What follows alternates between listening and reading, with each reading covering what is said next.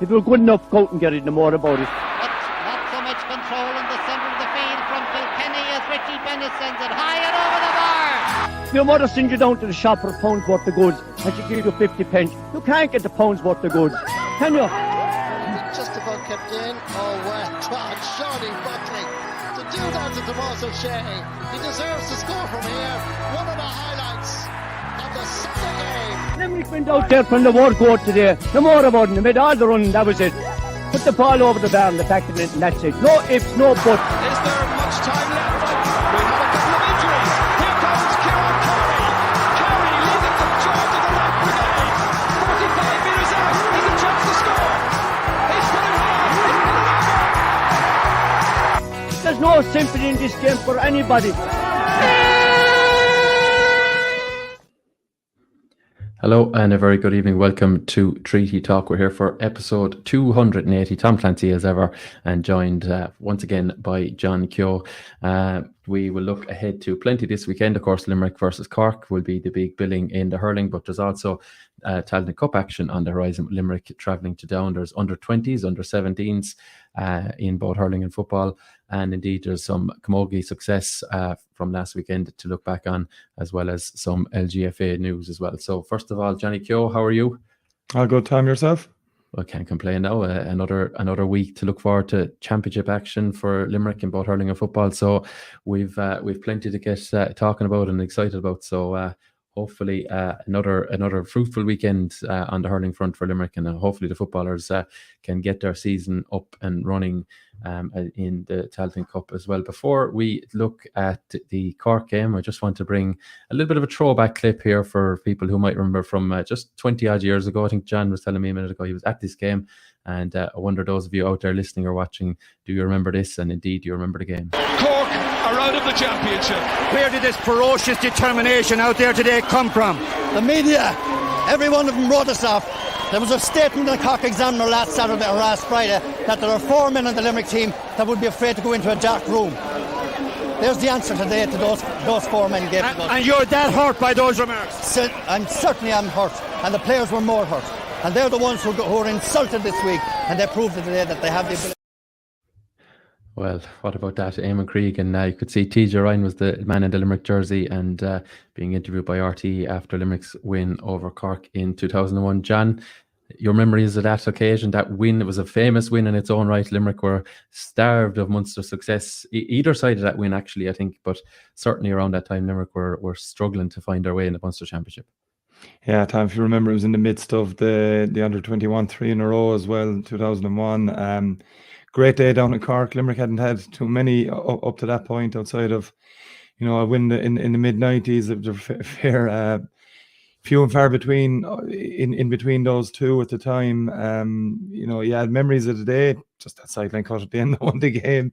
It's 20 odd years ago now, you don't remember too much, but at a fairly good vantage point of when Barry Foley sent that one over the bar. It was a stirring Limerick performance. Cork side had won the All-Ireland a couple of years previous and were well fancied to go far again. In the competition, in the end, it was Limerick lost to Wexford in the quarter. Didn't come out with the All-Ireland either that year. So it's from memories, I'd forgotten about that Eamonn Cregan clip. I'd remembered it the second I saw it. There was Limerick were well written off in the media or whatever way you want to put it back before that game. But yeah, it was, see maybe the bit of tension, in Eamonn Cregan. It was a big win for Limerick at the time, and it's in the midst of very good times for Limerick at 21 grade. There was, we didn't really follow through to senior level. Although a game against Wexford in the quarter final, that could have went either way. Limerick denied a goal from Seanie O'Connor in very controversial circumstances. If that had gone, Damien Fitzhenry scoring a couple of goals from frees. I think I'm correct in saying that.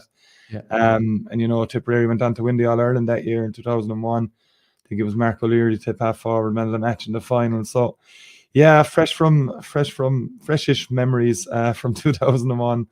It was all that time ago. Showing my age again, Tom. But yeah, great day for Limerick down in Cork, and there wasn't too many before back in the day, and there have been some certain successes in the last 7-8 years, obviously down in Cork. Some great victories down there, but it's that kind of memory in Cork. I'm could be wrong in this now. Wasn't that the famous same game where Diarmuid O'Sullivan, came out with a rampaging run over Jack Foley, I think it was, that got in his way and sent over that monstrous score from all of 400 meters, I think it is now. 405 now at this stage. Yeah. Limerick won the game, and it might be remembered for the Rocks. Amazing point, and what a player he was. But it was Limerick that got the victory, and Barry Foley, who was a star of his own, gifted talent that Limerick had at the time. And that sideline cut, you need certain types of players to turn up at the end of a game to get winning scores. When you get a winning score over the sideline, imagine the clips you'd see if a game is decided by that. We saw it with Tony Kelly forcing extra time the 2022 Munster final with an outrageous sideline cut. And Barry Foley won one, with a scandalously good one down in Páirc Uí Chaoimh on that beautiful day down there. So, yeah, Tom, Limerick and Cork, it's a gift that keeps on giving. Yeah, well, my own memories of that game are few and far between. I think I was 7, but my first memory of a Limerick hurling game, consciously being aware of one, is actually the Munster final, I think, that followed, which was against Tipperary. And even one memory I have of that game, and it's funny, it's something that doesn't happen in the GAA anymore, is the referee was booking a player, and I didn't understand why he was asking the player to turn around. Obviously there was no numbers on the front back then, and it was something that the GAA probably got rid of, I think 2008 or 9 maybe, or 9 or 10 maybe, so it took him a while. Even me as a 7-year-old could see that was a bit funny, that he was spinning a player around to take his number to flash him a yellow card. But I suppose that me as a 7-year-old, and look, it captured the imagination. Limerick playing in a Munster final, I think I watched it on TV, and I do remember that Jamie Fitzhenry, those couple of moments in that quarter final as well. And it's funny, what you recall of these games. It was 23 years ago now, the best part of anyway. Damien Fitzhenry, a name that I could just never forget. I couldn't again, probably as a 7-year-old, couldn't understand why this fella was sprinting up and down the field. Why couldn't anyone else hit the ball? But obviously that man had an absolute bullet of a strike. And unfortunately, I think Timmy Houlihan would have been the Limerick goalie at the time, and obviously a couple of his comrades beside him just couldn't keep him out. And yeah, I suppose small margins, especially in okay, it was backdoor, but effectively straight knockout competitions, unlike what we have now. So I suppose that's just a bit of a look back at one particular venture down to the banks of the Lee and Páirc Uí Chaoimh as it was now, but I suppose Super Value Páirc Uí Chaoimh as it has been renamed this year. And obviously it's a fantastic facility. I think the Green Army, John, are going to head down in their droves on Saturday night. They won't be bothered by the traffic, the late throw-in, as in the 7:00 start on Saturday evening. They're going to want another taste of this action, and it's an opportunity for Limerick to dump Cork out of the championship. I mean, you and I predicted that maybe Cork would sneak into third. They can still do that, but Limerick have the opportunity, as I said, to eliminate Cork, which is maybe not where many people would have seen it coming into round 3. Yeah, look, you could have had a situation where Cork and Tip were in right trouble last week, and I know we'll talk about Tip Waterford in a while, but that result could have, if Waterford won that game, that could have been the end of both Tip and Cork really pushing it, because you've Limerick Waterford on 4 points, Clare on 2, and the vagrancies of what could happen from there are fairly stark for the two teams on 0 points after 2 games. So look, Limerick and Cork, if Limerick fans, as you said, Tom, going down their droves, yeah, I absolutely think so. The support that this team has, is literally second to none these days. It's the Green Army is the best way of putting it, because they do come out in such numbers and follow the team all around the country wherever they go. That the fans are there, and it's been a huge part of Limerick's success is how the fans have rode in behind this team since 2018. And you only have to go back to 2018 to see where this modern rivalry between Limerick and Cork really got going. I'd actually say it got going a year before, because up in my own club in Old Christians up in Rathban, we won a competition, Tom, to host the Limerick Challenge game. It was some county board competition. Can't remember the wherewithals with it, but it was Limerick and Cork in 2017, which I would reckon started then. Given right. What time of the year was this at now? It was pre-championship. It was 2017 was of course the last year of the traditional. It was the year before the round robin came in. So you had the traditional Munster Championship and traditional championship from that side, but there was plenty of scalping and flaking going on up in Rathban. Some would say that's nothing new for us up in Old Christians. Joking aside on that, there was a fierce game, and you see, with challenge games, there can be run-of-the-mill stuff, but I do remember it fairly vividly. Brian Gavin, the Offaly man who's now retired, he was one of the top referees in the country. He came down to ref it, Right. and it needed a fair bit of refereeing the same day. Plenty of skirmishes breaking out, and I think it took a very late Kyle Hayes goal, who was of course playing the forwards then, that won Limerick, lit that game, and in fairly tense affair. It was a good affair, and in 2018 just brought it to a new level. You that again was a Kyle with the leveler down in the Saturday evening game in what is now, as you said, Super Value Park Equive, and obviously the next story was the All-Ireland semi-final. Limerick going on to win All-Ireland, Cork beating Limerick the following year at the Gaelic Grounds, and Limerick's first defence of that All-Ireland title, obviously in the Munster Championship, but losing to Cork at the two Gaelic Grounds. And it's gone on from there. There have been great battles during COVID.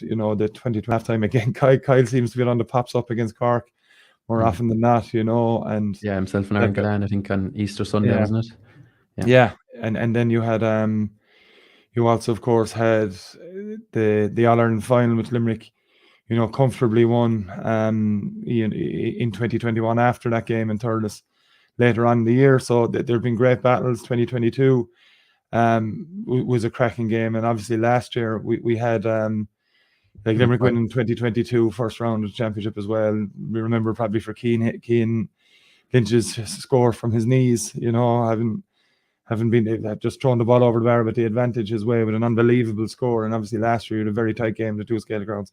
What I'm trying to get to, Tom, in a roundabout way, is this rivalry. Both teams will have serious beliefs that they can win this game. Cork are a team that have caused Limerick plenty of problems over the years. That they seem to have a forward line, whatever way they work it, no matter who's in charge of them, that can get scores off Limerick. They're usually very high scoring games as well in tradition. Over this period as well. So look, it's do or die for Cork. I was listening to Anthony Nash there a while ago on Off the Ball, and he was going into detail about what Cork have to try and do. That's all well and good, as he said himself, that what do you look at? What's Pat Collins looking at? When he looks down the field, and the way simply Anthony Nash put it, a wall. So it's just so difficult to find a chink in this Limerick armour, and that's Cork's big thing. It is a must-win game for them. A draw won't do Cork. A draw will do Limerick nice and fine. It'll pretty much guarantee them a Munster final spot. And, it will invariably Cork on 3 points. The likelihood, even if they win their last game, isn't going to see them finish third. And the reality that I'm talking about Cork, we both, as you said earlier, picked them as our third place team with Limerick and Clare above them. But they were beaten by a better Waterford side the first day out. I think Cork people will be a lot happier with what they saw against Clare second time round. They had goal chances in that first half to put really probably Clare to bed and maybe end their championship, but it didn't happen, and they gave, even 6 or 7 points up, to give Clare that opportunity to come back in the game, and Clare took full advantage of that to win by a couple of points in the end. So maybe Cork aren't that far away as maybe people think as well, but they do have a few injury doubts, and coming into Sunday, and if it is Kieran Joyce that's been reported today that is going to miss the game for Cork, that leaves a huge hole at centre back for them. We've seen Mark Coleman fill that role in the 2021 All-Ireland final and didn't work out for Cork, so maybe a bit of jiggery pokery for Pat Ryan to do, but that's all part of the crack before now on Saturday evening, Tom. And again, it's not straightforward. It's not. I don't think any team has won easy down in Páirc Uí Chaoimh in my lifetime anyway, and I don't see Limerick winning easy on Saturday evening either. Just to look at Cork's game so far, obviously you mentioned them there, John. The last first time out in Walsh Park, 225 to 125. Now they played 15-20 minutes with a man light, and they did similar then against Clare, 326 to 324. I mean, the thing that jumps out to me is the amount of scores they concede. They did the same last year in the Gaelic Grounds against Limerick. I can't remember the exact score. Limerick scored, was it 231 or something like that? And only won by a point. So how is it Cork are putting up these big totals, but they don't seem to have any ability at the back to shut the back door, as it were, and like it's all well and good, with Patrick Horgan got 210 the last day, but he's still on the losing side. He got 310 in the All-Ireland quarterfinal a few years ago, and against Kilkenny, and still lost. But they seem to get into these epic battles, but find themselves on the wrong side of it. What it's very hard to put if you could put your finger on that, just Cork would employ you in the morning, John. But like, what do Cork need to do differently here to get the better of teams when they're putting up such huge scoring totals? That's the conundrum, Tom. Like if Cork haven't been able to solve it, me and you aren't going to solve it, and we're definitely not paid enough to solve it either. I can tell you. Yeah. Joking aside, it's that's what Cork can't figure out, and they haven't been able to figure it out.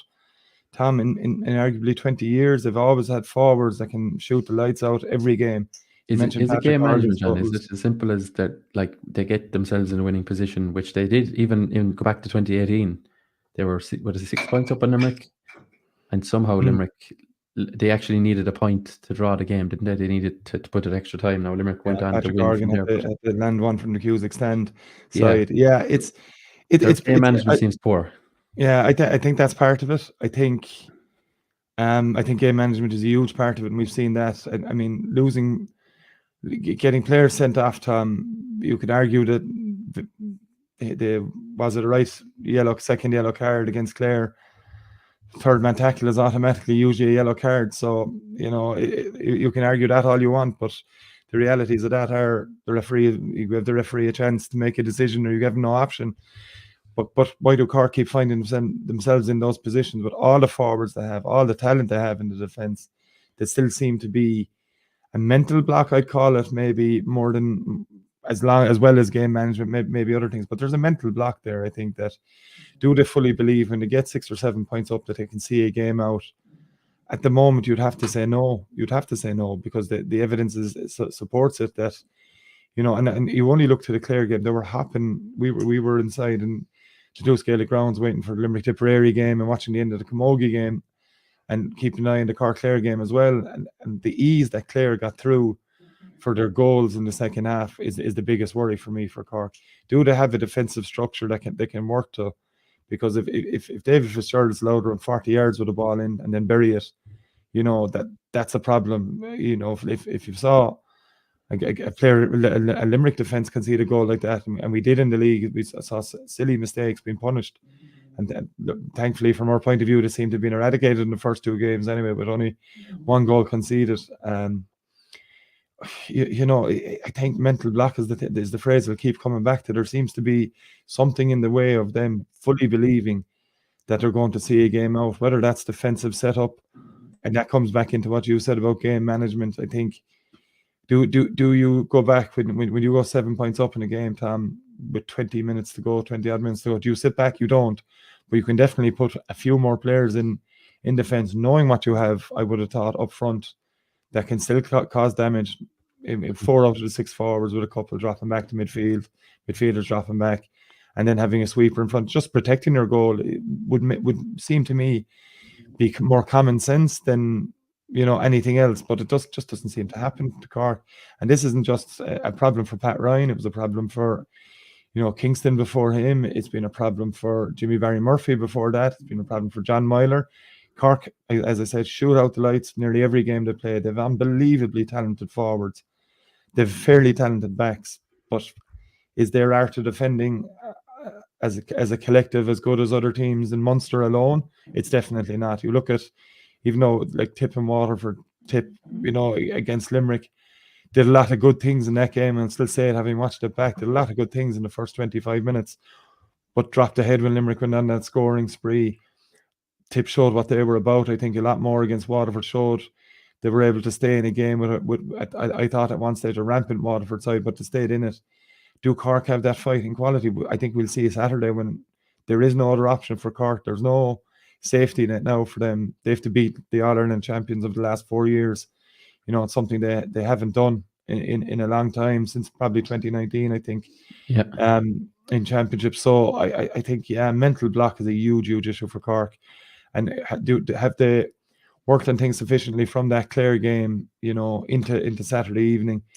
That remains to be seen. Every team, they do put up a huge fight against Limerick. We've seen that. The All-Ireland champions are coming to your ground. You'd expect, and Cork people will expect, there's been a lot of talk. We've mentioned it in recent weeks on this podcast about, the misnomer maybe of Cork winning All-Ireland under 20 titles, with not having to win a huge amount of games, but a huge amount of talent has come through Cork in the last 4 or 5 years, and there is no better time and no more pertinent time for Cork to produce a performance, a winning performance, not just a performance that it was great. We did well up to 60 minutes, and then we didn't have it in the last quarter. It's the last quarter that's killing Cork at the moment, and unless they produce something we haven't seen so far in the championship this year, on Saturday they're going out of the Munster Championship. Yeah, and just to go back to Cork and Clare, if we can briefly, the goal they conceded to, I think Shane O'Donnell finished it in the end. There was stuff there that if you saw it at maybe under 17 level, you'd be disappointed for. I think, can't remember which, is it the Mary I player, wing back? I can't think of his name, player. He broke up the left flank anyway, and I think it was paused by RT. It was a good analysis clip. There was the entire Cork half back line was static, and they just let him run through. He picked the pass into Shane O'Donnell. Shane O'Donnell actually spun as if there was a man on top of him. There was no man within 15 metres of him.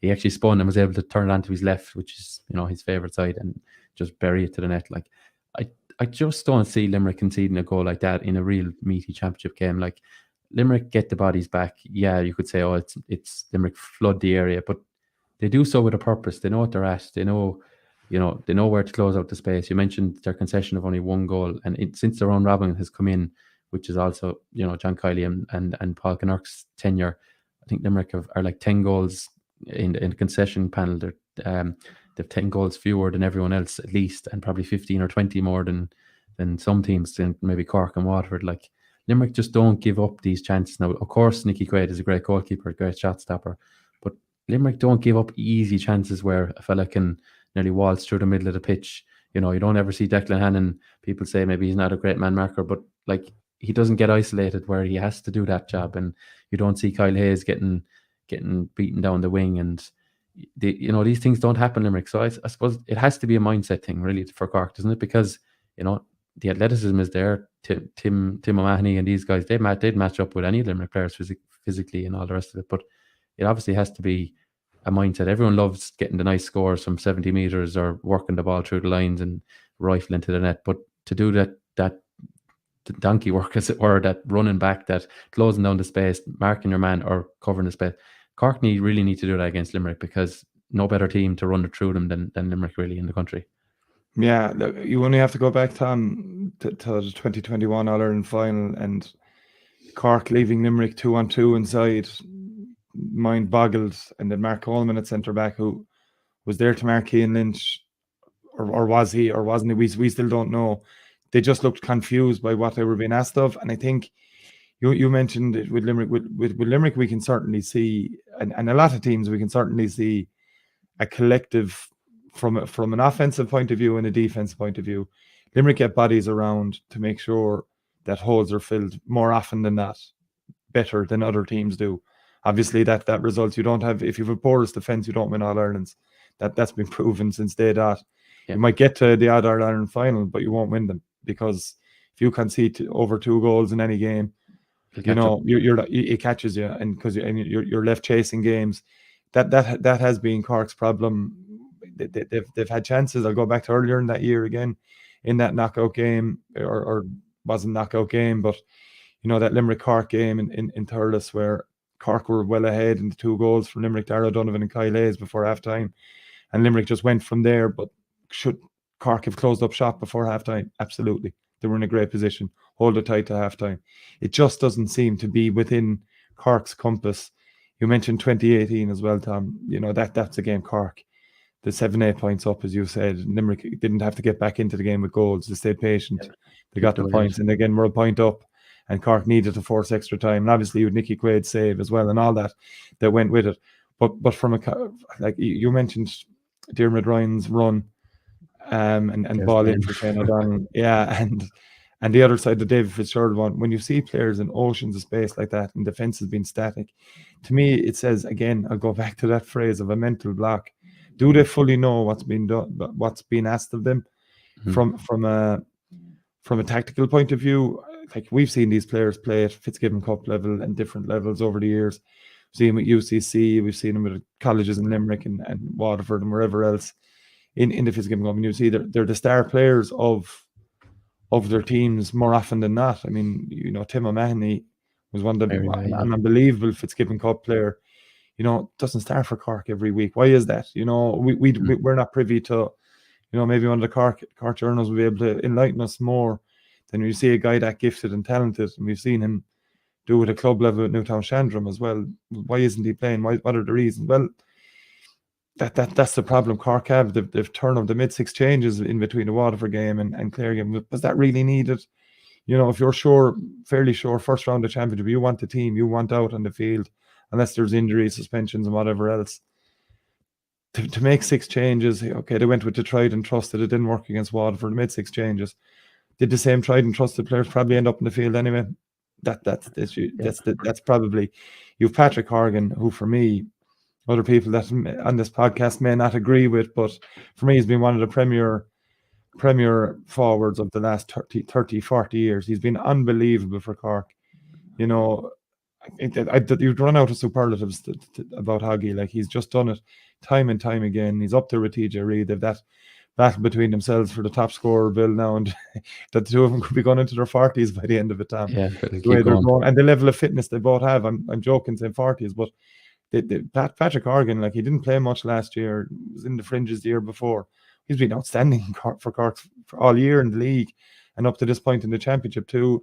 You want a guy over a free who is going to nail it. Not every team has that. He does it every time. Yeah. So, but the problem I have with that is how reliant are Cork on a guy that's 35, 36 years of age now.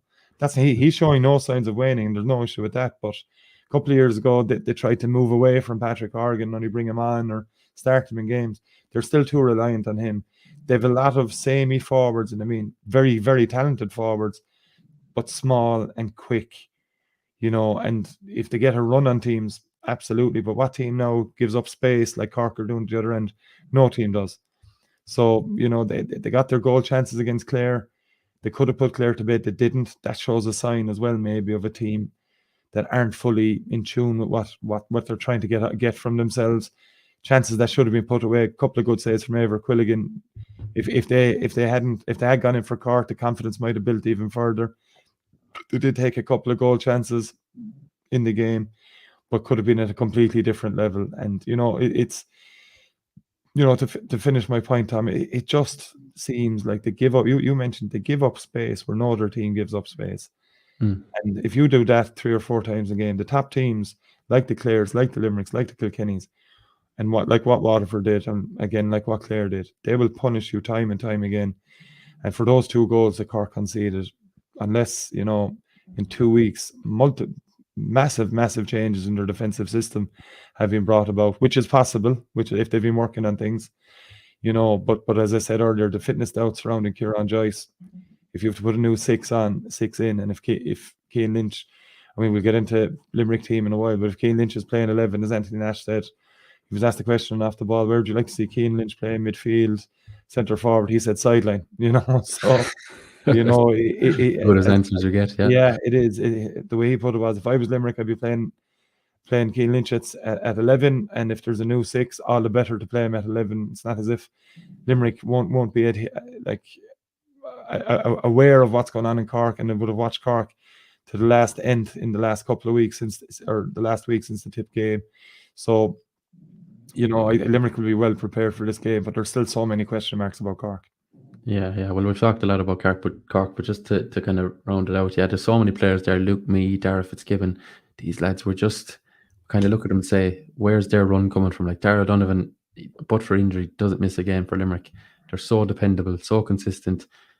Not the flashiest players in the world. Some of the Limerick players, people mightn't outside of Limerick mightn't consider them some of the all-time greats, but my God, you know what they're getting out of every week out of them, and that's a mindset thing, maybe as much as a skill thing, and that's not me knocking the lads for lack of skill. They have plenty of it, but just what you're getting from 4 or 5 of the Limerick players around that middle third. You know that they'll close down space. They won't let guys through, and if they do, they'll be backed up by 3 or 4 teammates to really make it difficult for opposition. But we've talked plenty about Cork, John. Just to flip it to the Limerick side of things, as we should. We know Peter Casey obviously is sidelined now for the foreseeable. Mike Casey probably is not going to be rushed back, given with Limerick have 2 wins on the board, and it's a hamstring problem, which probably 4 or 5 weeks from the 21st of April. So that's probably ruled out Darragh Donovan, it seems, according to John Keogh, won't be risked either.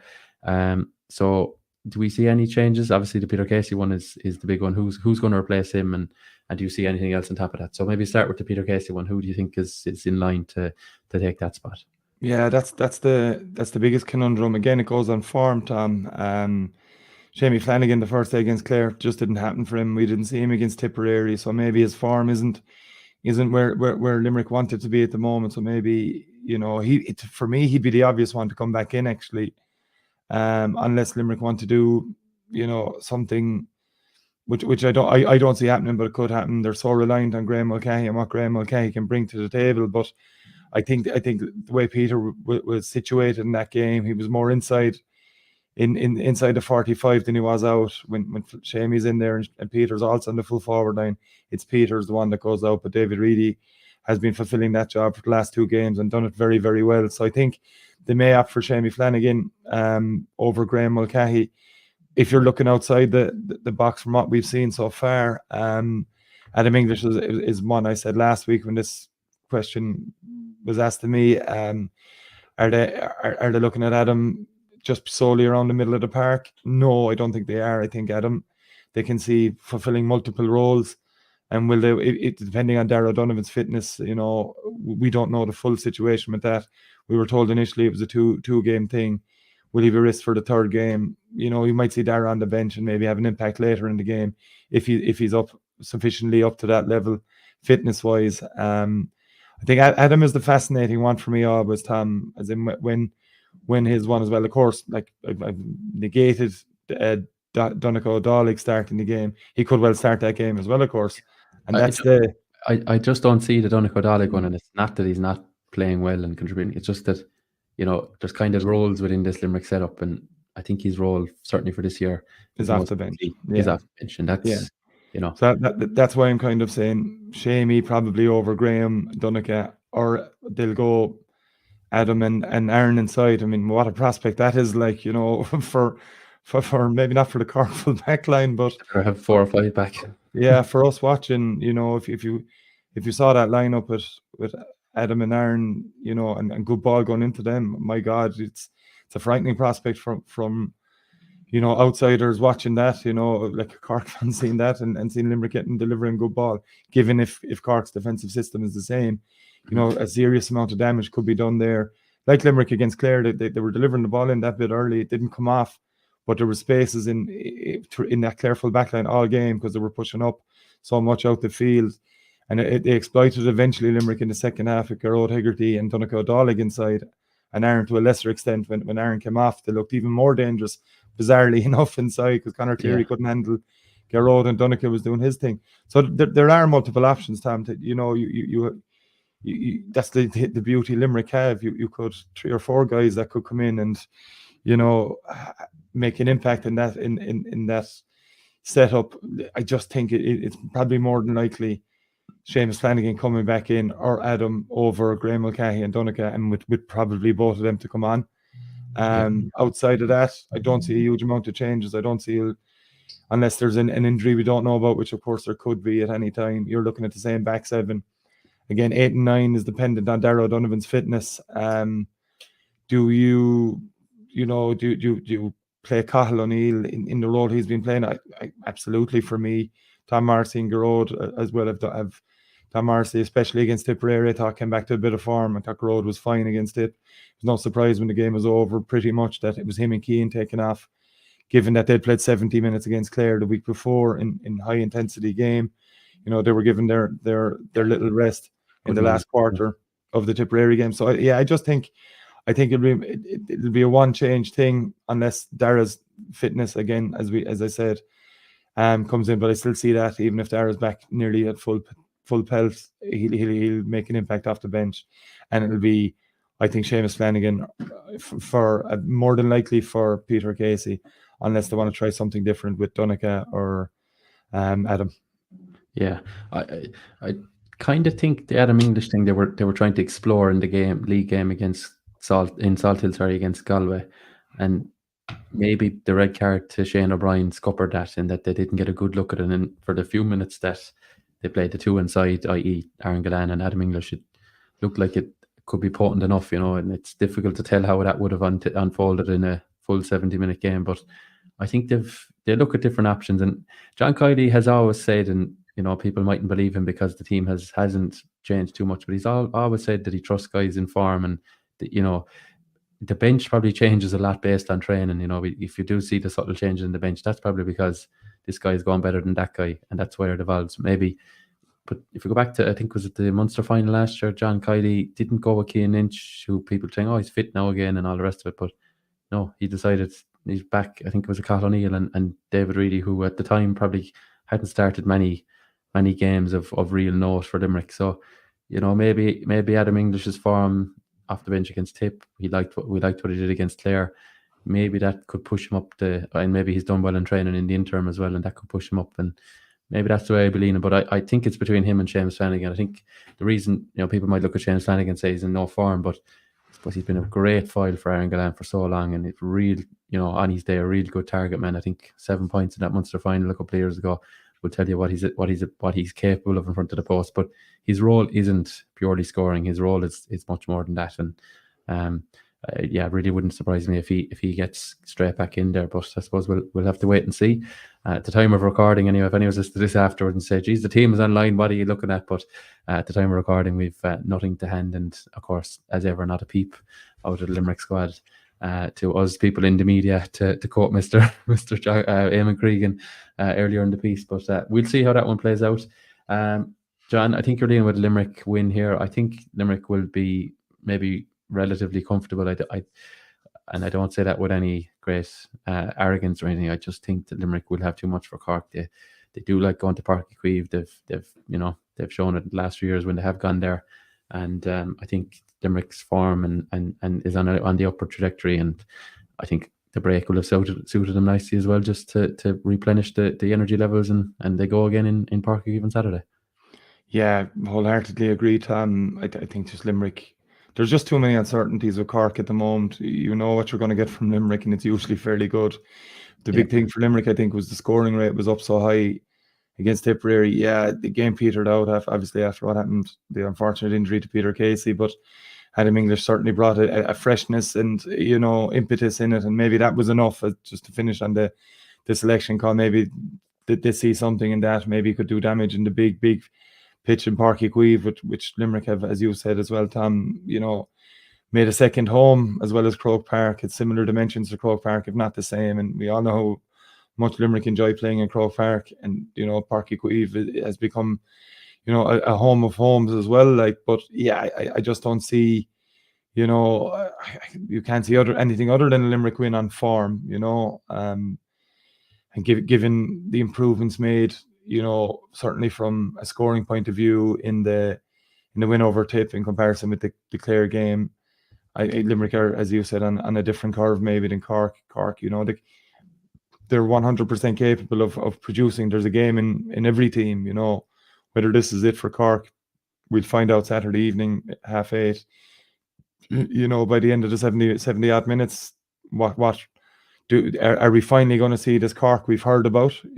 These players finally coming to the fore of senior championship hurling. I don't see it, and I'd be very, very surprised if I'm on next week, or if we're talking between ourselves Saturday evening or Sunday, whatever, having a chat, anything other than a Limerick victory. That's not to say, no, Tom, it's not going to be a walk in the park, for pardon the pun. I think Cork have sufficient talent up front to cause Limerick plenty of problems.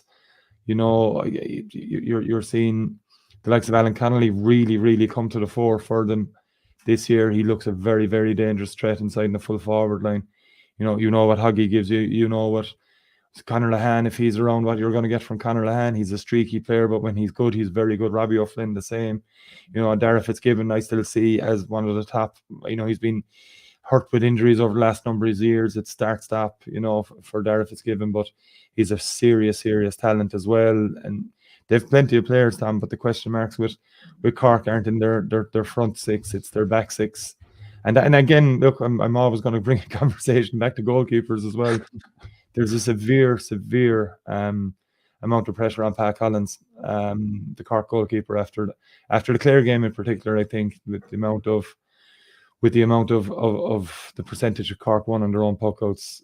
He seemed to be hitting the ball into Clare hands more than Cork hands. That's not as simple as I've made it sound. There's so many different ingredients go into that. But, I think a keeper under pressure, the team under pressure, do they have that one ultimate performance that could help define their season? Well, we'll find out, as I said that evening. I just don't see it this year. Okay, yeah. Well, I think experience might win through on this one, and especially the pressure that Cork will be under as a fly tries to join me here in Podcast HQ. John, the game is live on GAAGO. It's, as you said already, 7 p.m. start. For those who don't make it, they'll have to fork out for GAAGO if they don't have the annual pass. And look, it's the first time Limerick are on GAAGO since, if my memory serves, since they lost to Clare last year in the second round. Obviously, Limerick, being the All-Ireland champions, get a lot of primetime television slots, and probably that works in Limerick's favour, and people who don't go to games can enjoy it that way. The GAAGO debate has certainly rumbled this week online. There's been plenty of chatter about it. People have had right cuts off the GAA, off RTE. They've, why are they showing rugby? Why are they showing League of Ireland soccer, etc., etc.? There's so many different angles to it. Where do you stand in it? But before I let you answer, I suppose my own 2 cents is that, look, the Munster GAA Championship, I just wrote it down here, the Munster Hurling Championship, as it were, if we're looking at that competition alone, it used to be 4 games, a quarter-final, 2 semi-finals and a final. Every team now plays, of course, 4 games, which equates to 10 games, plus the final is 11. So you're nearly triple the amount of games.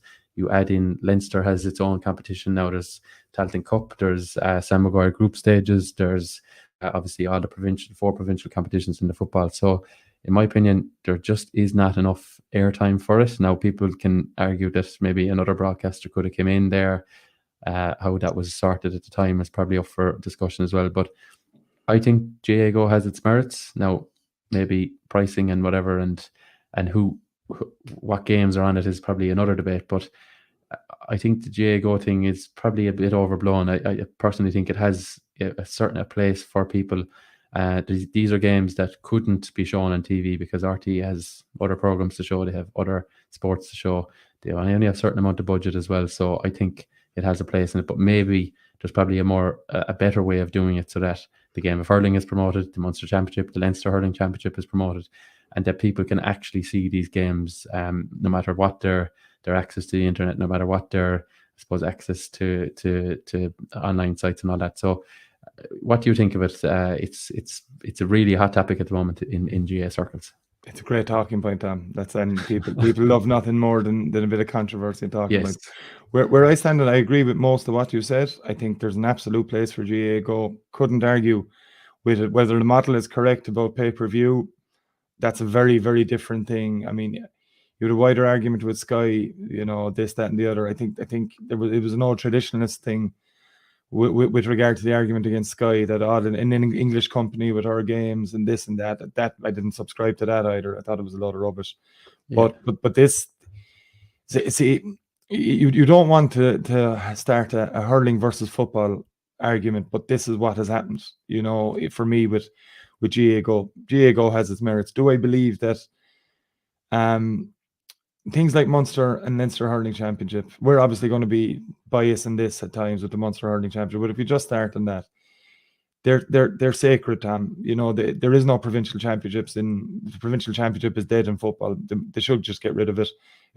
Look, who's going to be in it. Ulster's the only championship we're watching at this stage. I mean, albeit with a decent Munster final between Kerry and Clare last week, an exciting Connacht final between Mayo and Galway.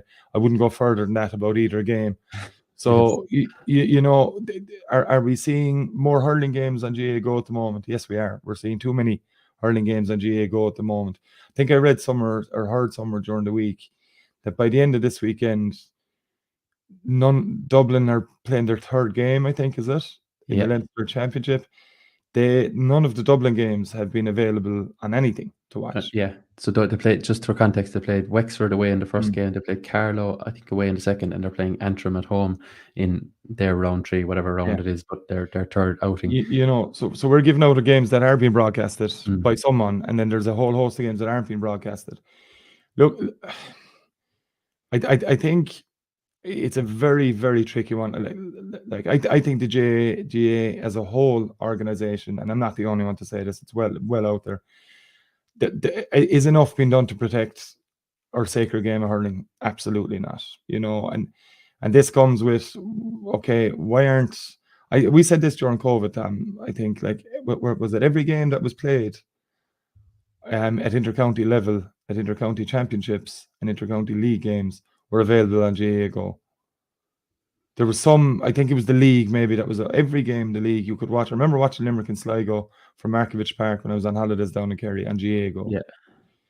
I don't see for 1 second, with all the streaming companies out there, all the partners of RTE, TG Car could do it, GAAGO to do it, RTE can do it, streaming partners could do it. Every game, Tom, at this stage of intercounty GAA could be available to be watched, whether you're going to the game or for people that can't make the games. I just don't see it, man. I don't know we're involved in streaming. I'm looking at maybe with rose-tinted glasses saying that, but to me, there's no reason why you can't see. You go on to GAAGO and you have an option of 10 games on Saturday and Sunday. Whether they're ones that are on terrestrial television as it is, you can watch on GAAGO, part of your GAAGO service. A highlights package on the Sunday game. The Sunday game for me growing up was the be-all and end-all of GAA. You'd see nearly half the match back again. Now you're looking at 5-7 minutes packages of games where you see nothing. I think I've seen packages of games this year, Tom, where all the goals weren't even shown.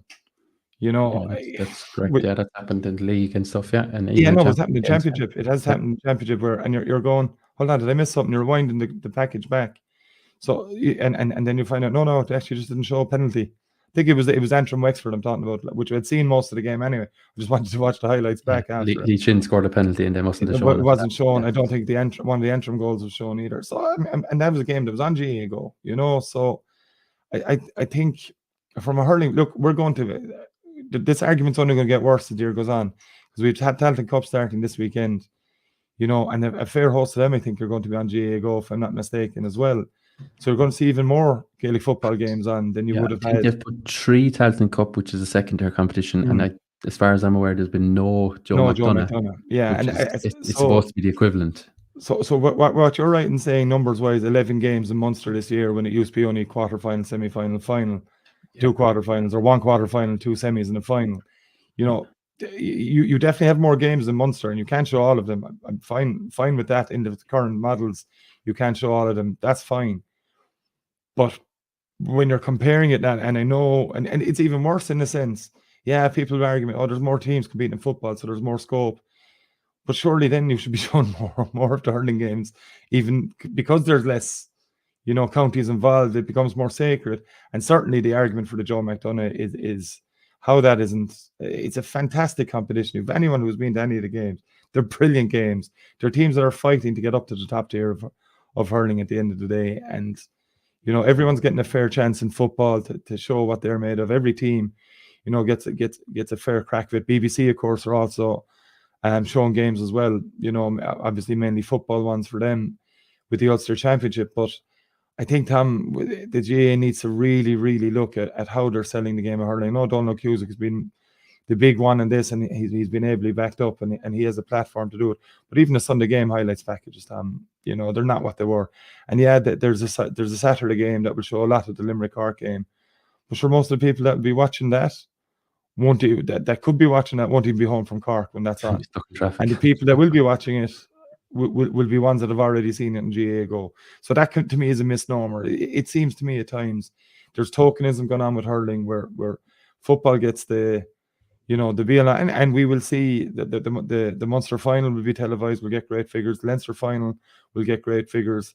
But we're just seeing more football games, and I've no problem with football being given its fair crack either. But when you're seeing a second tier competition like the Talton Cup, you're getting its 3 games, as you said, Saturday, and nothing ever mentioned about Joe McDonagh games outside of the final being televised. It's paltry for me when it comes to hurling, which again, that is there enough to be done? The argument I saw, and it was a quip online, or it was a quip in an article during the week. Croke Park did more to advertise the Leinster Rugby Champions Cup semi-final last week than to promote that game than it has done for hurling the last 10 years. And there's a lot of argument to that as well. it's a cheap shot at the GA, and it's not exactly true. But Croke Park were very much in the promotion of their venue as a venue of the GA grounds as a venue last week rather than a home for its own sport. So I think a number of and I've seen things mooted as well, Tom, that maybe the 10 hurling counties or all the counties need to get together and go to the GA with this. And I think this, if it's done sensibly, it's the right way about it. I'm not one for throwing all the ties out of the pram and say, look, we want to promote our games. Can we do it? If you're not capable of doing it, can we find someone who can? You do have Jarlath Burns, who's a very, very forward-thinking GA president, but again, is coming from a football background, and I've no doubt, we've heard an awful lot of how do we fix football. Well, since Jarlath Burns there isn't a huge amount of fixing hurling. I just think it needs to be promoted better. It's a harder sport to play than Gaelic football. I don't think there's any argument in that. The skills are completely different. Is enough being done? I know we've had a different conversation about this between ourselves recently about the whereabouts of hurling promotion, full stop. But is enough being done by GAHQ to promote hurling? I think the argument is there. Broadcasters' rights all feed into that argument, Tom. And Sky Sports used to have a game that probably, as it turns out, were more accessible, but they certainly weren't showing as many games on as what GAAGO are showing. And the more you show, the more arguments come, as it turns out. If very little games were being shown, you'd be having a very different argument. You know what I mean? But everyone wants their fair share of the piece once a lot of games are being shown. And I think that's what it boils down to. And with so many hurling games unavailable on terrestrial television, I'm fully on board with what you said about the likes of rugby has to be shown because they paid for the rights of that too. And they're equal sport. Yeah, they're not our national games. But, there's a fierce interest in Munster and Connacht at the weekend at 5:15 in Thomond Park, just as there is Leinster's game the weekend, just as there is Ulster's game. You know what I'm saying? That argument doesn't hold water with me. I'd actually love to see RTE have their own dedicated sports channel in a way that could. Sorry, just the rugby one, John. The way, and I've seen this before with Champions League, people are saying, why you don't RTE show, say, Shamrock Rovers are playing Champions League qualifier, why don't they show it? The reason is they bought a certain rights package. They paid for group stages, last 16, quarter, semi-final, or whatever iteration of it is. They paid for that upfront 5 years ago, and that's why they can't show one-off games here or there. And it's the same with URC. TG Cahir brought in, and they bought a certain amount of games, and it's probably a lot more maybe than people would probably appreciate. But it's the same then with RTE for the URC. They decided they have to show Munster a certain amount of times, Leinster, Connacht, Ulster, and it has to kind of be divvied up like that. I suppose the thing that the GA should probably insist to RTE, and I know they're probably in bed with each other a bit with GAAGO, the thing they should probably insist is that they've picked the All-Ireland finals, semi-finals, quarterfinals, or whatever are shown on TV, but they should probably, if they really want to promote hurling, they should probably insist that a certain amount of hurling games are shown across the grades, across the provinces, across Joe McDonough, whatever it is, on their main channel. You know what I mean? That probably needs to be more into it, because at the moment, I think they only have to show the Munster and Leinster hurling finals. They only have to show the All-Ireland quarters, the All-Ireland semis, and the All-Ireland finals, and anything after that is a bit of a bonus. I think there's 33 games last year was across both codes, which is not a lot of games when you consider, I think, with the Talton Cup and the group stages of football, you're up to like 99 games, I think, in football alone, if my memory serves on that number. But like a right package, the GA to be a bit sterner with RTE maybe, and then obviously if they need to bring in another broadcaster, i.e. Virgin Media or indeed TG Car, they need to make sure that there is equilibrium across the codes, and then indeed maybe across the counties. And like if you're in certain hurling counties, you are very unlikely to see your team. If you're in Carlow, Dublin, Wexford, you have very slim chance of seeing your team on TV this year. Limerick have been on 2 TV slots already. They're guaranteed on the GAAGO on Saturday night. If the Waterford game has a lot on it, it might be on RT. That's probably not decided yet, to the best of my knowledge. And then obviously if Limerick are in Munster final action or anything after that, they'll be on TV. So Limerick supporters who don't get the games are blessed. But if you were any of the other counties, like how could you have interest? You know, if you were a Carlow supporter but that lives in, I'm just going to say Cork, for example, can't make it up for the games every week. So you're going to have to listen to the radio, which is obviously, you know, we do work for radio here locally. You know, it's a good medium, but there's nothing beats seeing the game. If you can't get there, you want to see it. You want to see, you know, your club mates, your neighbours, your friends doing well, or whatever the case may be. And that's probably the bigger issue here, is that certain counties were targeted for GAAGO, i.e. Cork, I think, or pummeled onto it because I suppose the population is there for the demand, and other counties just completely ignored and saying, well, no one from Carlow is going to pay for a stream of Carlow and Dublin or Carlow and Antrim, whatever it is. When the opposite is probably, you know, it's probably true. You know, people from those counties would only love if they could beam it into their homes, put it on their TV, and watch those counties. And neutrals would probably watch these games a bit more if the packages were done a bit better. This is where I go back to streaming rights. You have your options with TG Cahir, who do a great job in everything they show, from league to under 20 competitions to everything they possibly can, to LGFA, you know, and RT have the Camogie stuff. But you know, but this is where you come back into it with streaming partners. You know, I'd love to see more. I'd love to see more. You know, that's the reality of it. If you had a choice on any given day of watching 6 or 7 games that are all on at the same time, you know, if it is Talton Cup for argument's sake, throw every game that's on Talton Cup, you know, and make it. I'm a big believer, and I've said this with every sport. If you're a fan of a certain team, if you're in GA sense, your county is, we'll keep on with Carlow, as you mentioned, just as an example. Yeah. As a Carlow fan, if you physically can't get to every game, which isn't possible that you can get to every single game, it's just the way the world works. Certain fans do, majority of fans don't. Yeah. What is stopping Carlow GA streaming that game? What is stopping? If Carlow are playing away to Dublin, what is stopping Carlow and Dublin coming together between themselves, getting a sponsor and sponsoring that game? Well, it's infringing on advertising rights then. You know, this is where it always comes. Progress can always be made if everyone's willing to make progress. Yeah. And for me, the future of GAA isn't in terrestrial television. Yeah, there will always be games on RTE, hopefully Virgin Media, hopefully TG Car, and whoever else wants to get involved in it. For me, the future of GAA broadcasting is in streaming. The GAA Go, there's no argument with GAA Go servers. To me and you and many others like us, it's a no-brainer. What is on GAA Go at the moment and what's picked for GAA Go at the moment, and we'll go back to our initial point with this, we're seeing a lot of Munster hurling games because people want to see Munster hurling games. RTE have a vested interest in GAA Go, so they're having the best of both worlds. They're making money off it. So, you know, that sadly, at the end of the day, you're dealing with elite sport and amateur organisation. The bottom dollar is what matters, and you know that's what we're seeing more often than not with these decisions. The rights thing, look, you hit the nail on the head with RTE and Champions League coverage. They've paid for a rights package years in advance. They can't change that on willy-nilly, so that's not going to happen. But the attractive game, sadly, in a hurling, in hurling right now, and it happened last year, as you said, Limerick Clare. But how many games have we had on GAA Go so far in Munster this year? Waterford Cork, first round. Yeah. Second round? Clare and Cork, was it? Clare and Cork. Third round? Waterford and Tipperary last weekend. Now you've both Limerick games on terrestrial television, so we're not giving out as Limerick fans. Limerick games are freely available as All-Ireland champions. But point being, that's most of the only 2 that weren't were maybe Limerick games, you know. Yeah.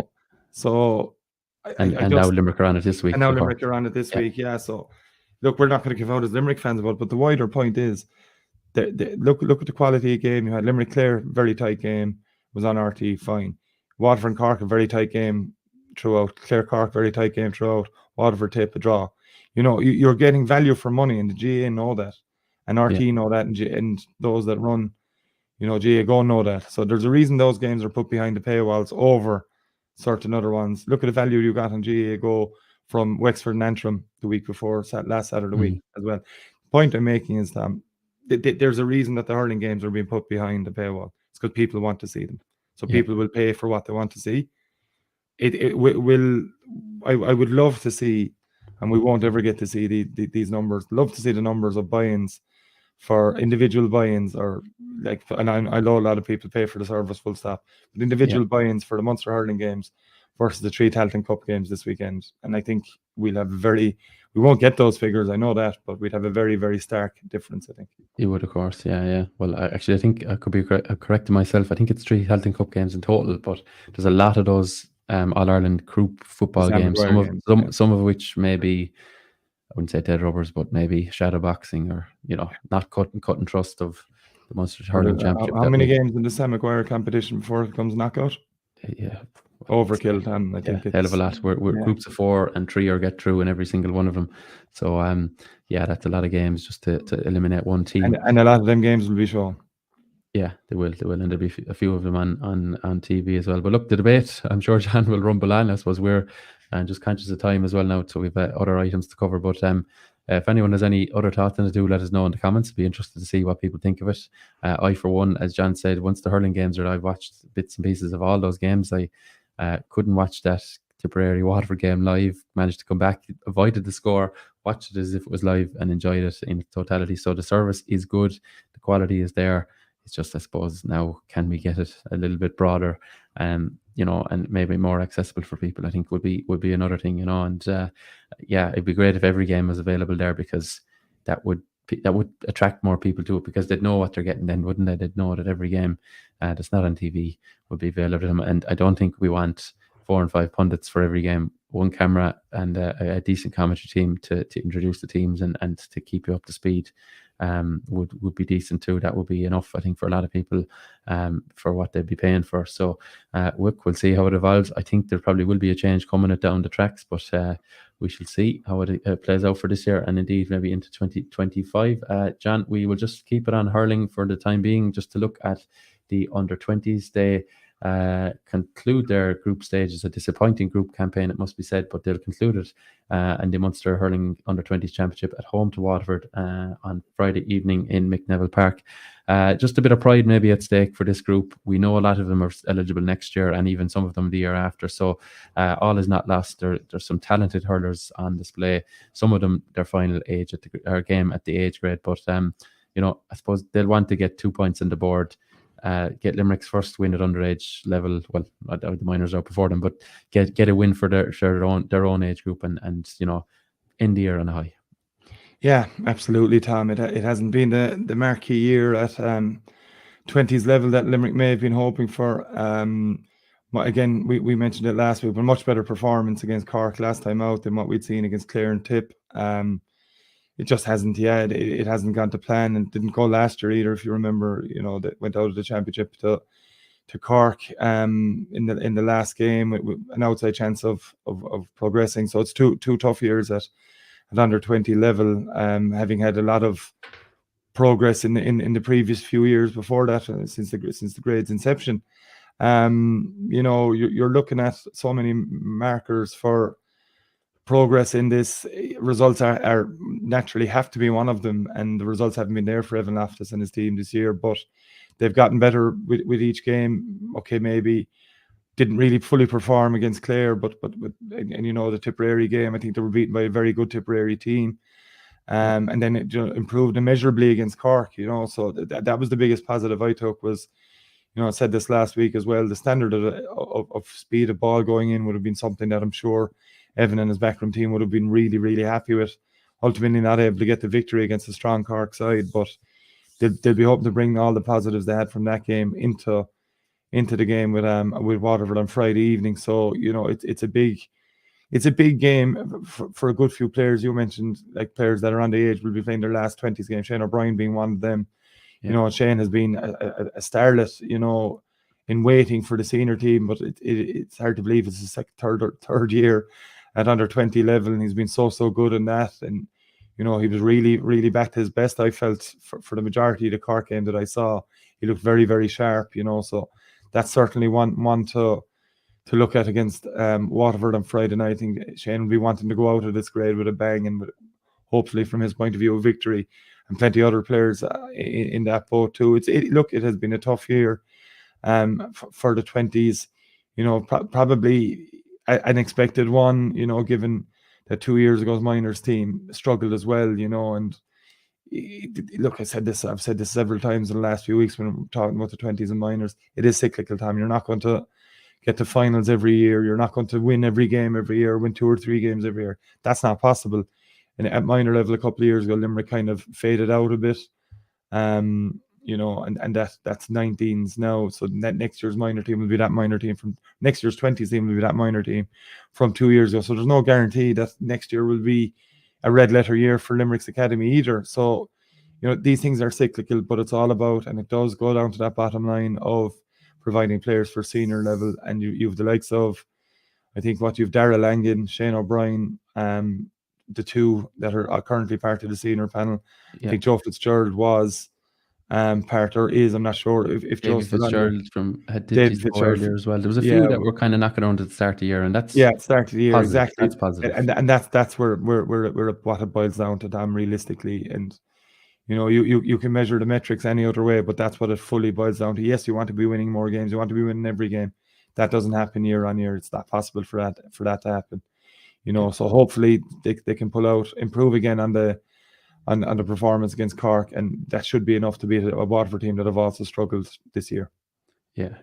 Well, to bring it full circle to this very start of this podcast, Limerick won 3 under-21s in a row in the early 2000s, and I don't think we got an awful lot out of those teams. So, you know, underage success can come with a bit of a health warning. So we'll see how these guys get on. I'm sure plenty of them will go back and hurl well for their clubs later in the year. So we won't rule out seeing them for Limerick in the future. John, the 17s, just before we look at that game, just play a bit of audio from Shane Dowling's reaction to their defeat with Waterford at home to Waterford, which unfortunately eliminated them from the championship. I don't know. Like after the last day, we obviously looked at it and tried to change a few things up. And you know, the one thing we had been doing is the teams found it hard to score against us. That wasn't the case tonight. So yeah, it's just extremely disappointing. Rocked by that early goal, things only bang on 2 minutes on the clock. You never really recovered, certainly on the scoreboard anyway, but you did change things, and you maybe did get a little bit of joy maybe in the third quarter, but again, I suppose the concession of the third goal and the red card, I suppose those two things really, you know, put the pin in any hopes maybe that you had down the stretch. Yeah, but I mean, they got a goal after 2 minutes. That shouldn't rock any team. You know, I mean, there's still plenty another 60 minutes to go.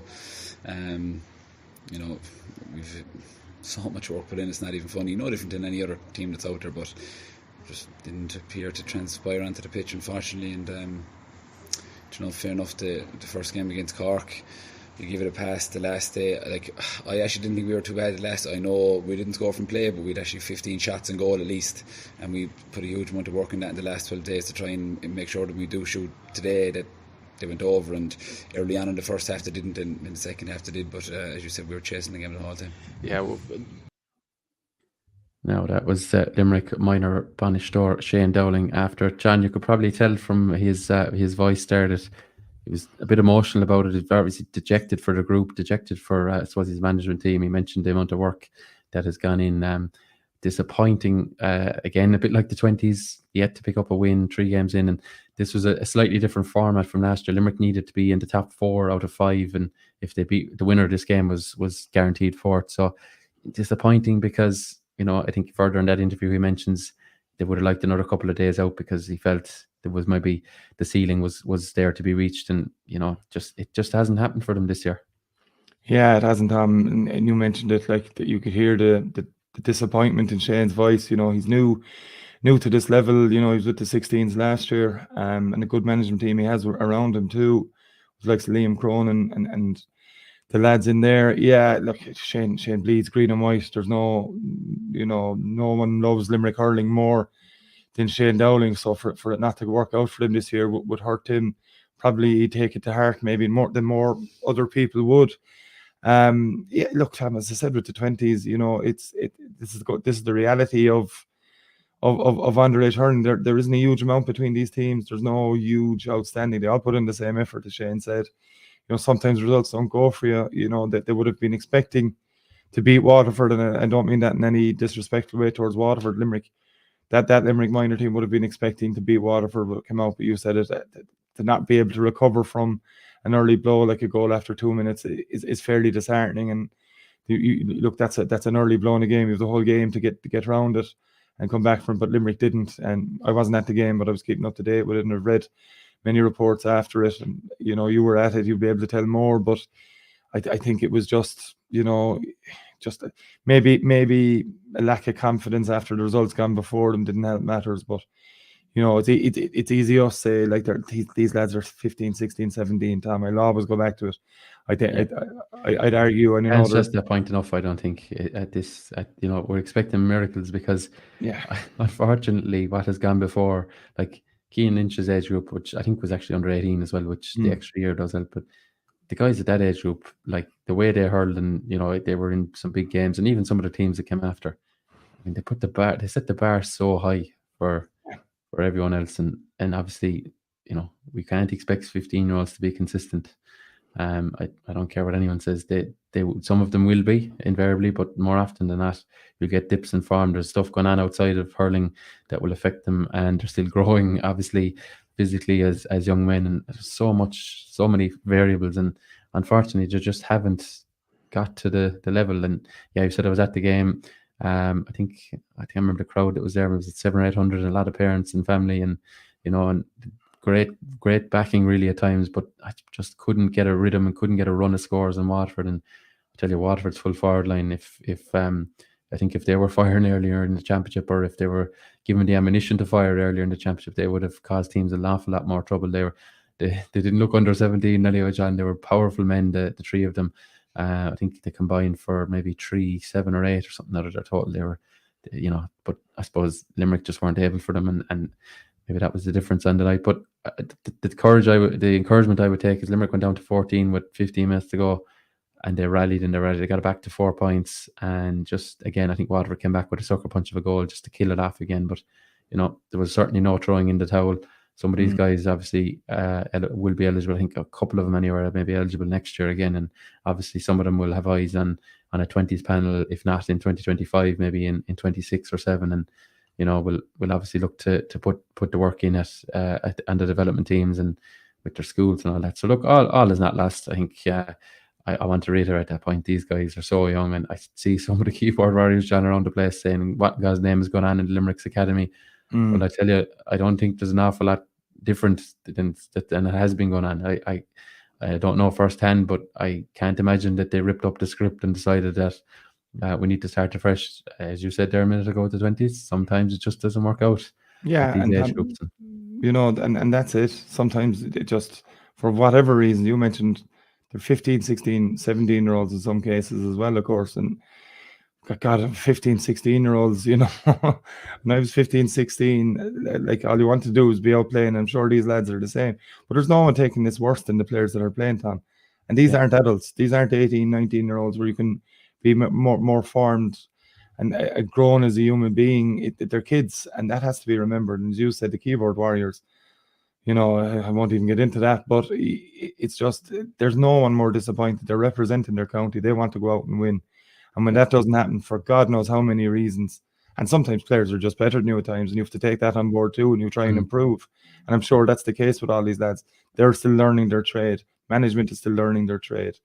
I heard the phrase last week talking about Limerick underage, and they have to cut their teeth somewhere, and this it's elite sport time, even though they are 15, 16, 17 years of age, and that's tough. But it's tough on management, it's tough on players. They don't want to be going out losing these games. Shane Dowling has a big reputation. Evan Loftus has made a big reputation for himself, and it's the last thing they want to do is seeing Limerick lose, and that's not it. But again, I will reiterate, like I will continue to reiterate, these lads, as you said, are 15, 16, 17 years of age. Their goal is to now make a 20s team, those that aren't minor again next year, and then development squads on the way to that 20s team if it's not happened for them till 2026. So plenty of hurling still left in those players, and plenty left in both management groups as well, I'm sure. Yeah. And they conclude their campaign at home to Tipperary tomorrow, which is Thursday. Depending on when you're listening, of course, that's Thursday evening in Rathkeil. I think, John, it's now an 8 p.m. start, is it? Yeah.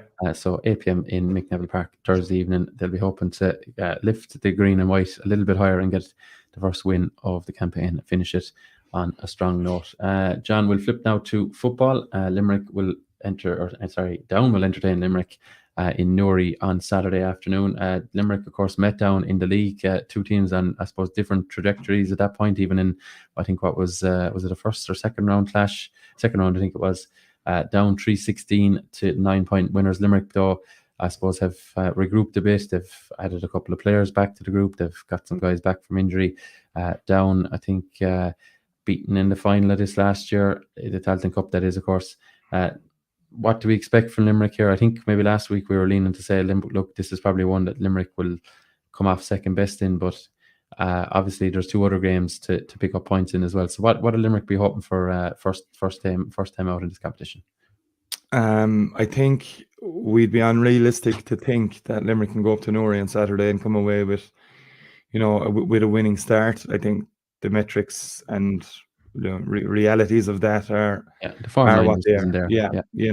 And that's fine. There's no, what Jimmy Lee and his backroom team will be looking for, I think, more than anything, is positives to take from the game. You don't want to go up to Newry and get an almighty hammering, and then to take into the next two games, you could be very quickly, writing off your Talton Cup season.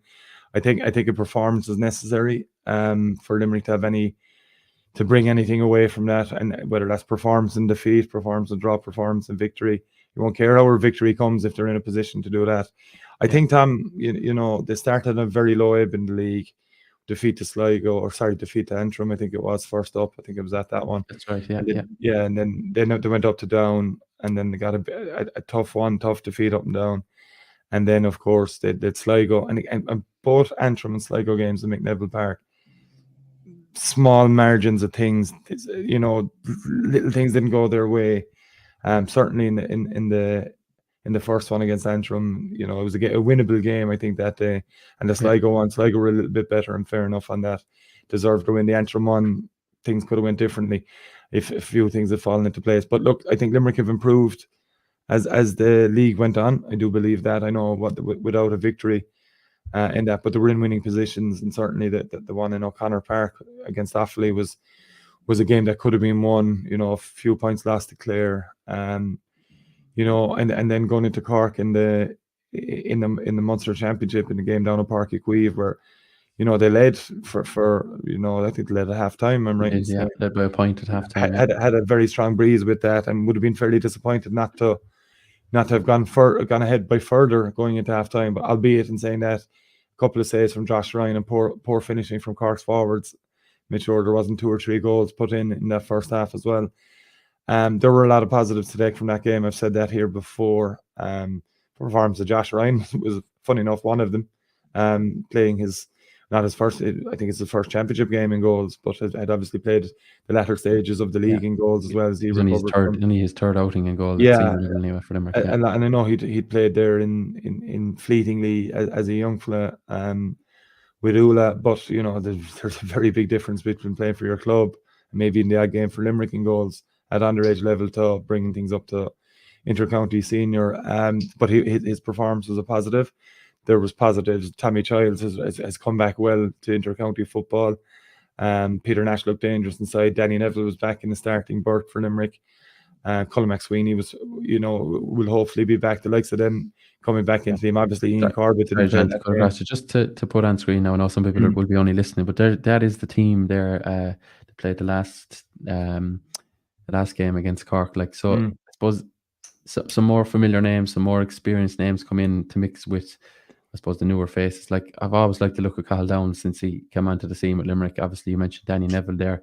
When Danny gets, I don't think he's probably been near his level just yet. He's played very fleeting amounts, but if he can get to his level, he genuinely is one of the best forwards around, certainly in this county and indeed in many others. But that team there looks like certainly at Talton Cup level could be a lot more competitive maybe than they were at the earlier rounds of the league, because they were trying a few new faces. They were trying, obviously the whole thing was new. But I think, when you look at the names there, and hopefully a lot of them have got fitness levels a bit higher and sharpness has come into it, I think we'd be optimistic maybe for this campaign that, they can certainly, maybe this down game might prove beyond them, but certainly beyond that, the Offaly game and indeed the London game, there's certainly 2 games Limerick can go after. Absolutely, yeah, Tom. Brian Nix was the next guy I was going to come to on his championship debut. He scored one lovely point and gave a very industrious performance. We mentioned the likes of Cathal Downs and Barry Coleman making their debuts last year. They were two of the big positives from 2023. You'd hope they'll continue that trajectory for the rest of 2024. You hopefully have the likes of Ian Corbett coming back from what at this stage is a long-standing hamstring injury. It's on and off constantly with Ian.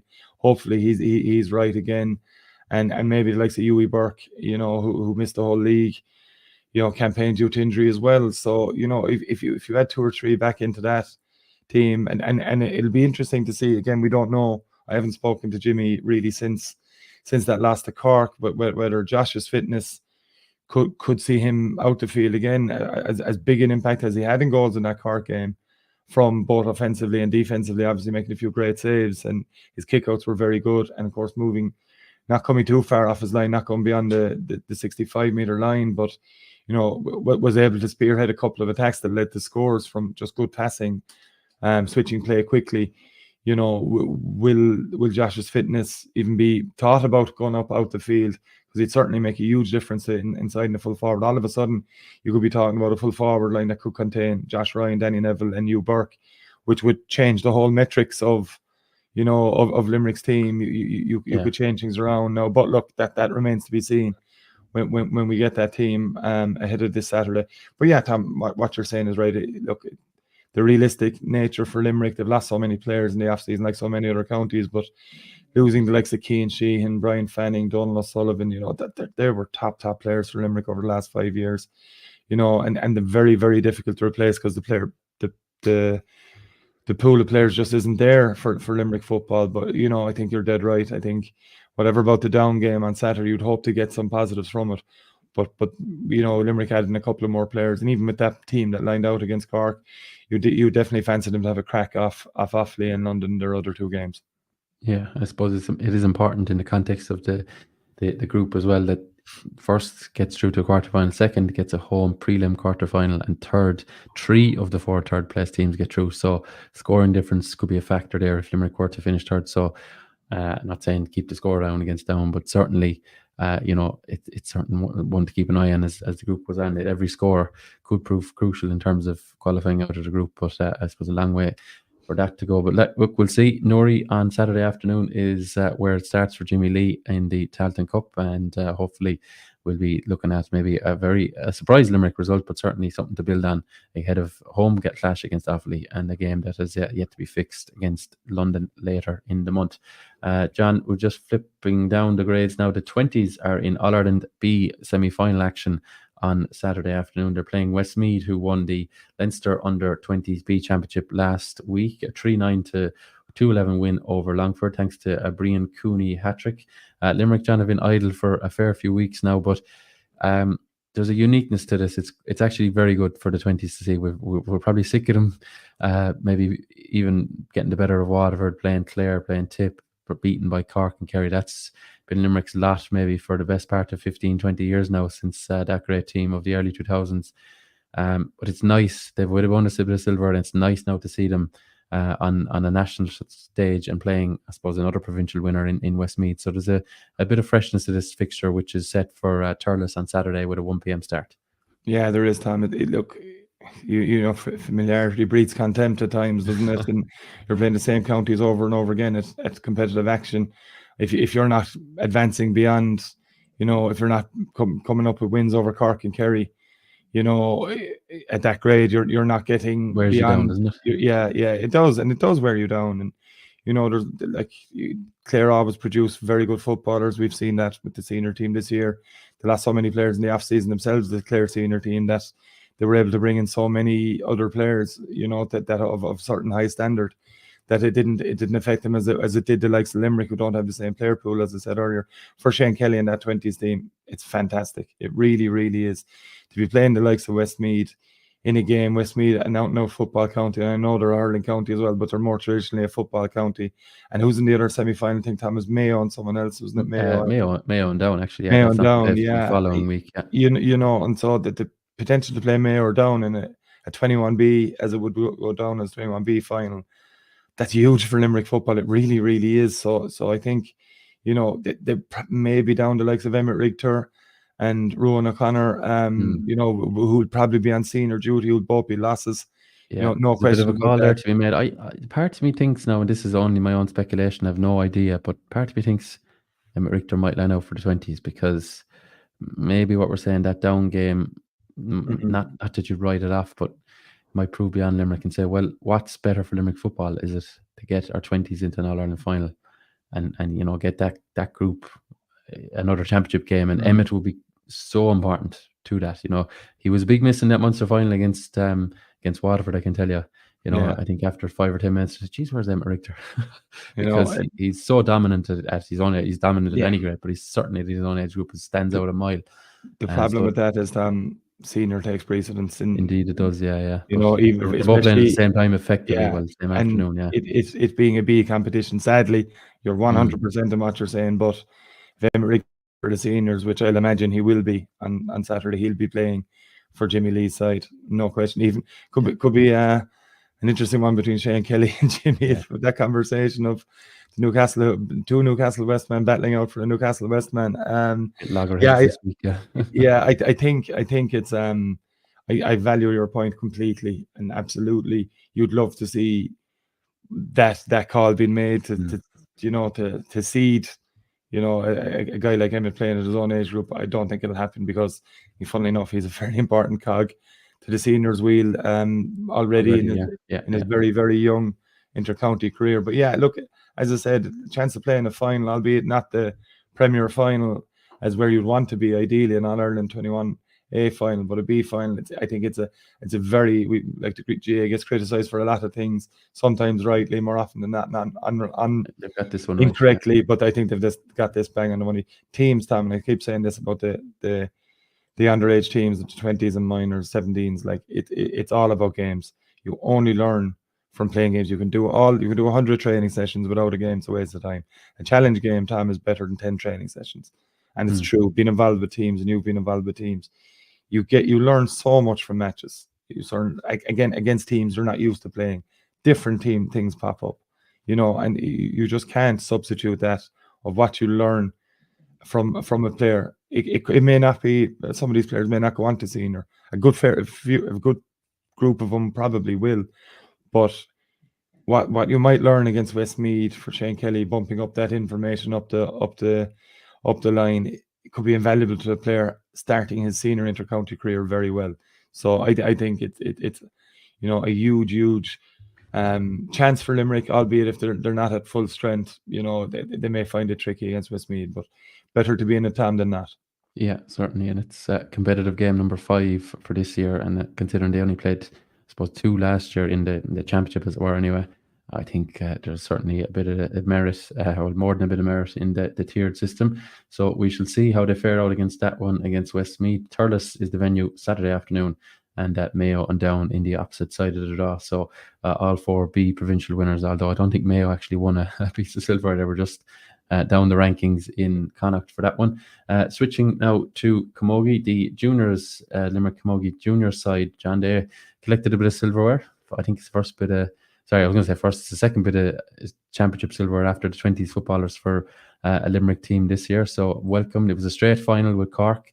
Always nice to be Cork and Camogie. They're, I suppose, one of the benchmarking counties you'd benchmark yourself against. So the Burns Perpetual Cup landed in Adair, as I'll just show you here now on screen, on Sunday evening, or was it Monday? I'm mixing up my days now with the bank holiday. Monday evening, I think it was. Monday, yeah.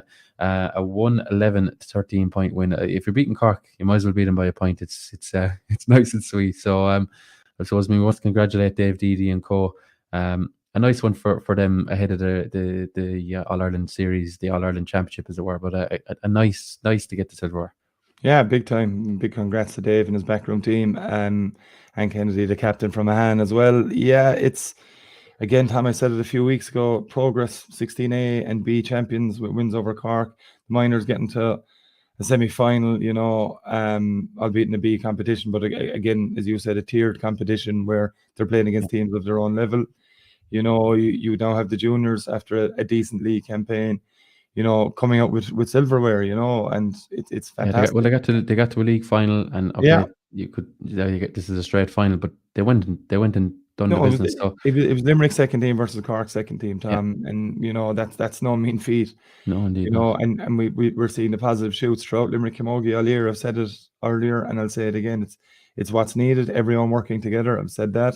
And speaking to Dave Deedy on and off over the last year or so, that's what it's all been about. From his point of view, they're very aware of what the junior team is. It can in the main, it's a stepping stone for younger players coming up onto senior, and players that just aren't quite at senior level at the moment, that have been in and around the junior panel and in and around the senior panel as well. So it's exactly where Limerick Camogie needs to be. It's everyone working together from 16 level up to senior, Tom. Everyone's geared up in what everyone else is doing, and funny enough, all of a sudden you start seeing success in a very, very quick matter of time. So it is silverware. They have their eyes. They were in All Ireland semi-final last year. They have their eyes in that All Ireland junior as well. I know they do.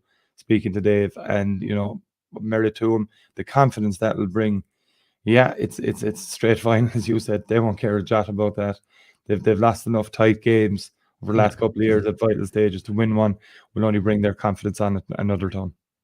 Yeah, and just I suppose Matt, I think, alluded to it. Matt would have the figure now, but I think 20 out of that panel were there from last year. And I think if you go back over the previous 4 or 5 years now, someone will probably correct me on this one, but the junior team, you might as well have just torn up the list of names at the end of the year and started afresh. That was kind of the way it was. Obviously some players would have continued year on year, but it felt like we were starting again. Maybe a new management, a couple of new backroom team, a lot of new players. Very hard to have any success if that's going to be the case. You want players to be there for 3, 4, 5 years, get them used to the level, graduate a few to senior, and maybe the ones that don't, you want them to stick at the junior level, and bring the younger players on coming out of 16s and minor. So hopefully that will continue. Hopefully Dave and Co can get a tune out of them in the championship, and we might be looking forward to another final. It would be, if they could get even to that would be their third final of the year. That would be outrageous success for a second string side. So we'll see how they fare out in the championship, which I think starts maybe late this month, early June, but we'll revisit that in good time. And of course, a good shout out again, just to bring that back up on screen. I see Conor Fitzgerald there over to the right, welcoming the team back to the Woodlands House Hotel in Adair. Long-time sponsors, of course, the Limerick Camogie, long-time sponsors of indeed Limerick Gaelic Games at all different codes and grades. So we must give them a shout out for their backing of the ladies on this occasion. So that was that. Yeah, Ella Hessian, just to mention, got the goal. Valerie Shanahan was the player of the match, and as you said, John, Anne Kennedy of Ahan, the team captain. So special mention to those players for their contribution on the day. They will, as we say, championship action later in the year. And finally, John, I suppose we've gone well over time. We've had plenty to discuss. The ladies Gaelic football, they were beaten last weekend 117 to 116 by Cork in Mallow. It was John, I think you were looking at the team that Limerick lined out with against Cork. It was a 1-point defeat. It's Cork, I think maybe second team or kind of a development team, but Limerick certainly went down the development route as well. They gave some players a bit of action. Some experienced players got a run out as well. So a worthwhile exercise. They're going to meet Cork in a final anyway, I think, next weekend. So the result probably not pertinent here, but certainly a chance to get some minutes in the legs and some experience for some of the fringe players, as it were. Yeah, I think Roisin Ambrose was the only marquee player we'd call them that played and started the game. Yeah, Tom, it was very much an experimental Limerick side. Obviously against probably a Cork experimental development side, as you put it as well. Yeah, look, we said this last week as well, Sean Kiley and Mike Quilligan, looking at players that have been not even part of their 26 or 24 during the league that are on the panel, the outskirts of the panel. Yeah. Certainly when I was looking through the team, a lot of names, familiar names, some unfamiliar names that have been around the panel the last couple of years. So they're getting their chance just to see if they can add anything different to what they've seen already in the league. And I'll say it again, this is what these competitions are for, is to try and develop players that can be ready to be called upon for what is Limerick's main goal, is to be getting back into an All-Ireland junior final, and obviously hoping to go one step further this year in victory than to defeat the Down last year in Croke Park, and that's, I think the match, you don't know what kind of team they'll put out now against Cork in the final when that game comes up in the not too distant future. So, again, they're working in things, getting ready for the championship, just like the Limerick Junior Camogie side. It's, you're building towards these competitions are great for building blocks. The league is over, that block is done. You have a small little block, a small little window of games, where you can try things out that you may not have been able to try in the uber competitive league situation for those teams, and then bring it on for certainly for the Limerick ladies footballers' point of view for a tilt at that All-Ireland junior title. Yeah, so we shall see how this one plays out. Final with Cork to come. I suppose they might mix and match the team a bit more again and have the championship, the All-Ireland series that is on the horizon then as the summer goes on. Well, John, I must thank you for your contribution. I believe Matt O'Callaghan is itching to get his contract negotiation sorted, and we'll hopefully have him back again, but in the near future. But thanks for your contribution again this week. Hopefully we'll be smiling, I guess, come maybe 8:30, 9 o'clock on Saturday evening on GAAGO, or indeed down on Leeside if you make it, or indeed those listening or watching make it. Thanks again, and enjoy your weekend, John. Cheers, Sam.